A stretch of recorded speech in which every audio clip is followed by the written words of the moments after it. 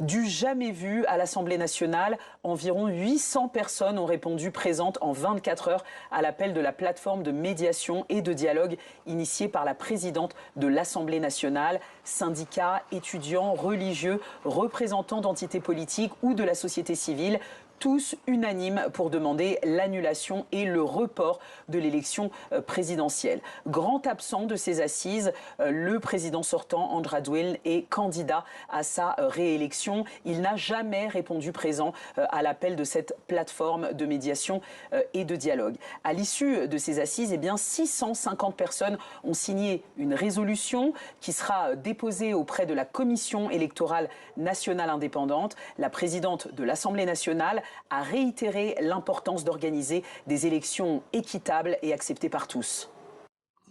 Nous allons avancer, procéder par étapes pour atteindre des objectifs, notamment la réalisation d'une élection présidentielle acceptée par tous et équitable. Face à cette initiative, le gouvernement reste inflexible.